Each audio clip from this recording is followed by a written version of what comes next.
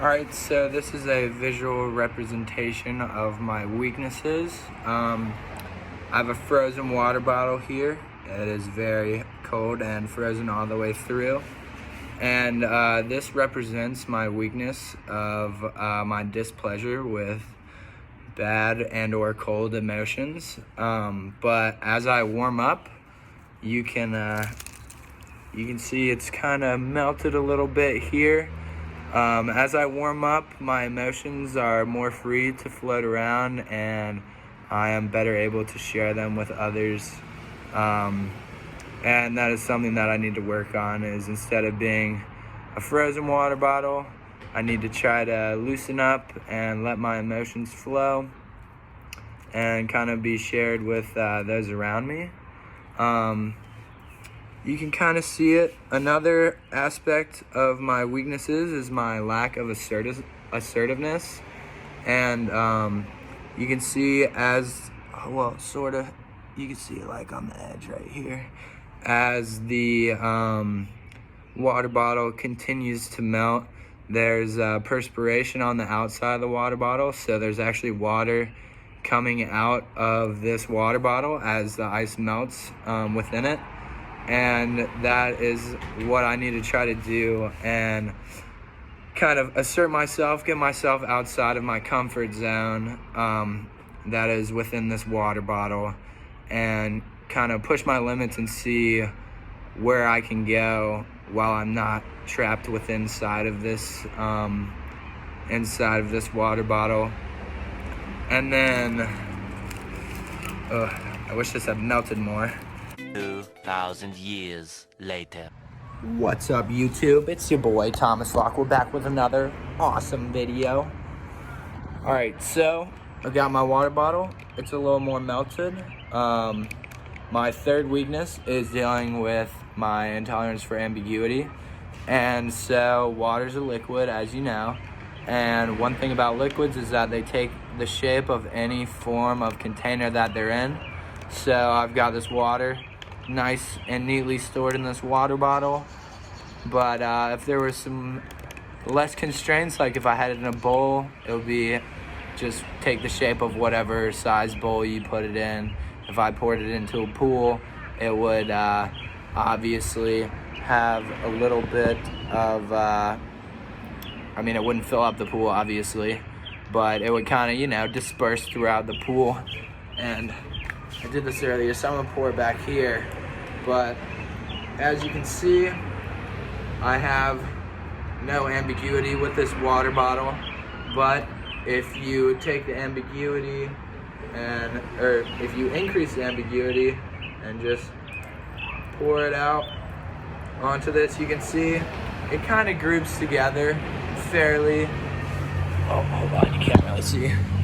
Groups into a little puddle. But when you watch me pour it, some stuff splatters away. It might not all look, see, it's starting to drip off the side. So that is kind of representative of my intolerance for ambiguity. When I have a lot of structure and format around me, I perform very well. But when I lose that structure, I turn into a random puddle of crazy water molecules just kind of doing their own thing. And that's something that I struggle with. Alright, unfortunately I have two more things to add to my list of weaknesses. First off, just watching the videos that I'm making, I can't wear a hat straight, apparently. I'm sure this video will, sort of add that to the list of things that are on my weaknesses. Also, I tried my best, but unfortunately, was not able to get my hands on a lizard today. But you will come to find out why I'm a little disappointed about that here shortly. Anyway, here is my imagery of my strengths. Alright, unfortunately, I walked around for about as long as I was willing to dedicate to catching a lizard and was not able to catch one. But the item that I chose to represent my strengths was just your average lizard. And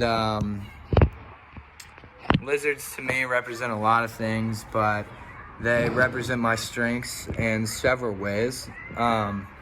So lizards, everybody knows, are reptiles, so they need to sit in the sun in order to warm themselves up. And everybody needs stress in their lives, whether it's good or bad. Sometimes too much stress can cause you to become overwhelmed or overheated, but lizards embrace the stress or the sun. And I'm sort of like this. I have very good stress management skills, and at this point I've just kind of accepted that stress is a part of life, and it's something that everybody deals with. And so there are some times where I'm feeling a little more stressed out than others, but everybody needs stress in order to survive. It's that fight or flight. It's what makes you grind out your paper at the last minute. It's what makes you crunch for all your finals and get through a lot of crazy things. So the sun to lizards is like stress to me. I embrace it. I am not completely intolerant of it, and at some points, you just have to sit there and accept the stress that's around you, and kind of help it to energize you and get it to keep you pushing forwards. Another thing about lizards is that they change colors, and I relate this to my ability to manage the way that I handle conflict. I can approach it in any of the 3 ways discussed in the STI test, and this is very unique. This is unique to lizards. There's not a ton of animals that can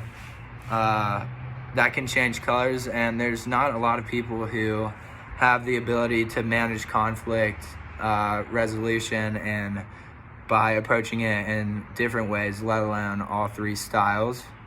Another thing about me is that I'm motivated by people, and I push them to grow, and I push myself to grow.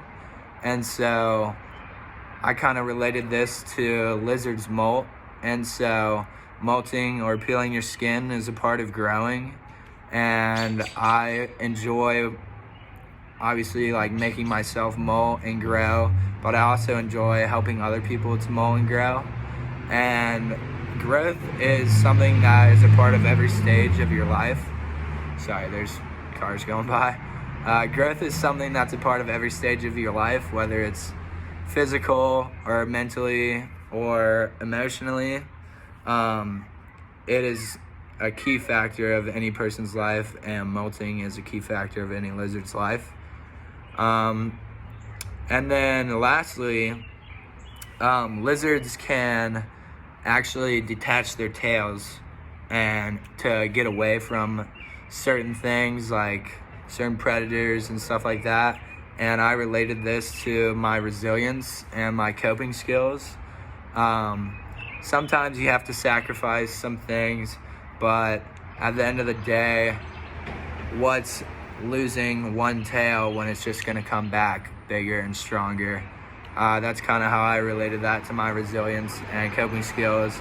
I might lose an arm, I might lose a couple extra hours of sleep, but at the end of the day, I'll bounce back and be better than ever. So I hope you enjoyed both of these representations of my strengths and weaknesses, and have a good day.